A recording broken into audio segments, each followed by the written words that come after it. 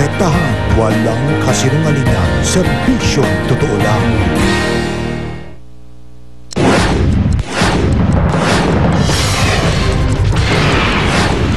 Nawawalang anak ni Atty. Oliver Lozano, natagpo ang sunog na bangkay na sa Pampanga.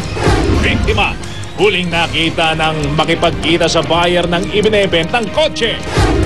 Isa pang lalaking nagbabayan sell ng sasakyan, nawawala matapos ding magpa-road test ng ibinebentang sasakyan. Exclusive, bukod sa umanay rape victim na si Vanessa, isa pang nahuling babae. Ginawan din umano ng kalayan ng pulis sa loob ng tanggapan ng MPDE.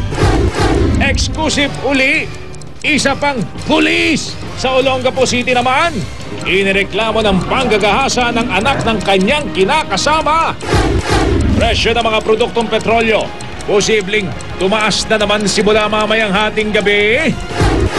Pagtataas ng presyo ng tinapay, posible bang masundan pa dahil sa mataas na presyo ng harina?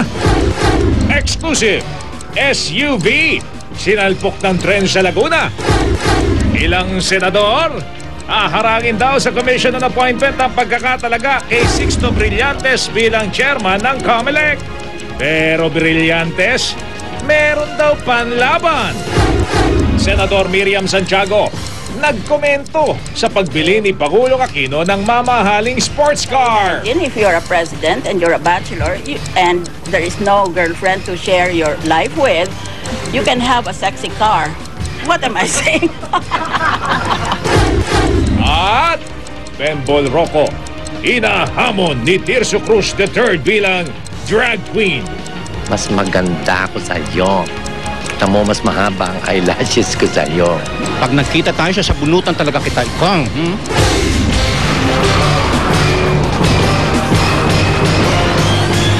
Mula sa GMA Network Center, narito si Mel Bianco.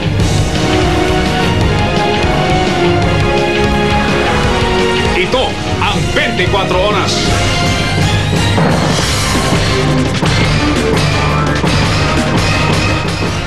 Magandang gabi po. Natagpuan na ang nawawalang anak ni Attorney Oliver Lozano.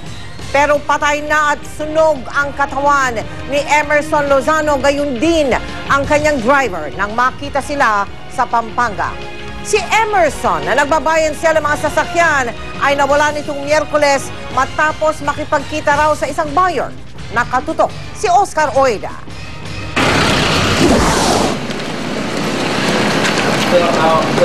Alas 12:30 na ng madaling araw nang makarating sa Angeles, Pampanga si Atty. Oliver Lozano at ang kanyang pamilya.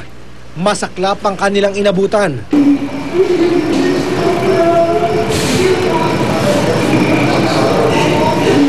Huling nakitang buhay si Engineer Emerson Lozano, 44 na taong gulang, noong Miyerkules, January 12. Kwento ng kanyang misis, umalis si Emerson kasama ang kanilang driver na si Hernani Sensil para makipagkita sa umunay buyer ng kotse sa isang gasolinahan sa labas lang ng village nila sa Commonwealth Avenue, Quezon City. Sa kabila ng pagiging engineer, buy and sell ang negosyo ni Emerson. Nang gabing yun, isang Kia van na may plakang QAE 333 ang ibibenta sana ni Emerson. Bakit gabi na? Ano gagawin mo? Papakita ko lang sa sakyan, ganun, pang magro-road test, parang ganun. Nagtaka naman ako kasi hindi niya usual alam mo naman yung trabaho namin na bayan sa whiskey, yan eh. Pero wala kang idea kung sino yung buyer? Wala siya nabanggit. Mula nung Miyerkules, wala na silang kontak kay Emerson.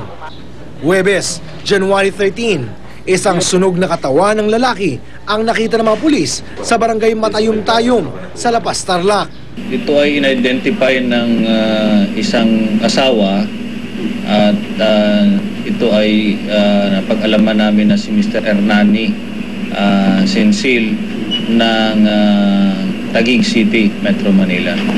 Biyernes, January 14, isa pang sunog na bangkay ang natagpuan sa may Megadike sa Porac, Pampanga. Nagbigay po siya ng dental record. At kanina po, ito pong aming nag-request po kami sa Camp Crame. Nag-ano po siya ng dental pathology conducted at nag-match naman po yung dental record nitong anak niyang si Emerson Lozano na nawawala daw.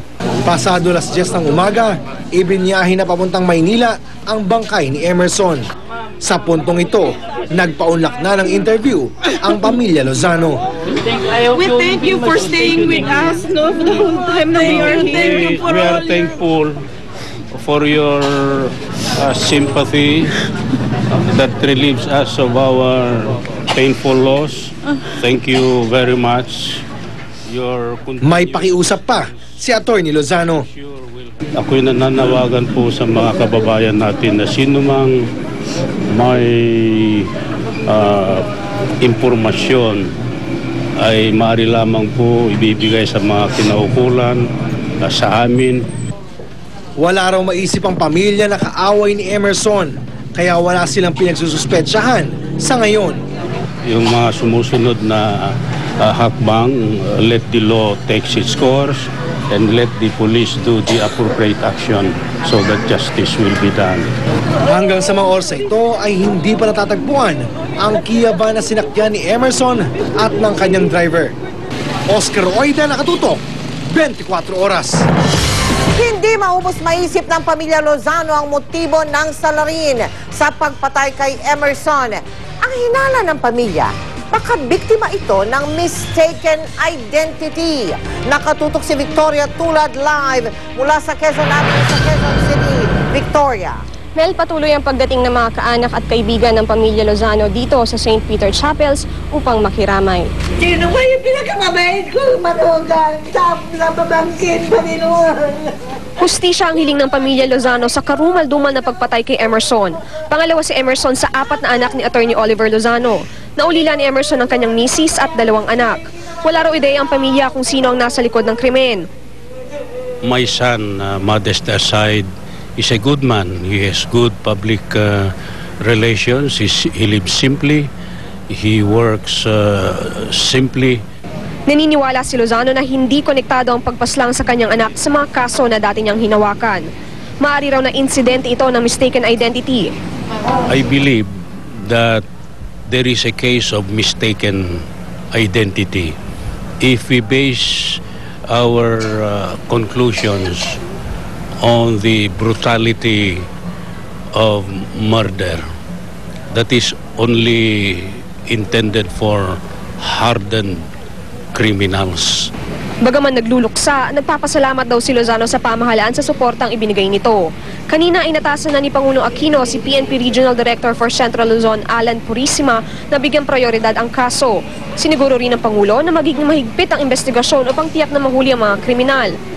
We are greatly relieved by the concerted action of the national leadership to solve this kidnapping with murder as early as possible. And at the rate they are operating, I have faith that this incident will be solved as soon as possible.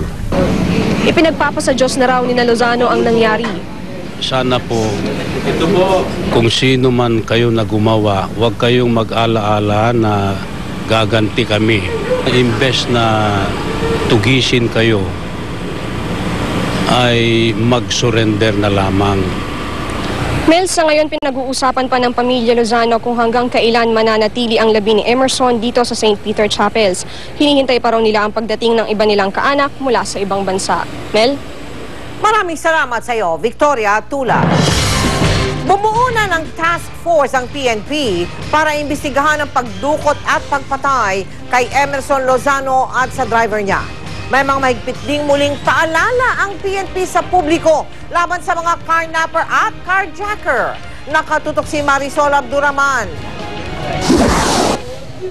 PNP na mismo ang nagsabi, hindi ordinaryong pagpatay ang nangyari kay Emerson Lozano sa driver niyang si Hernani Sensid.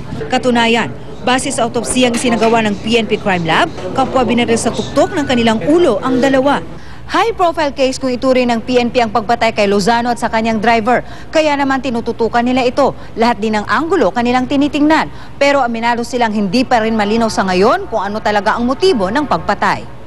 Ang malinaw lang sa ngayon, dinukot sina Emerson at Hernani at saka pinatay. Pero pinag-aaralan pang mabuti ang motibo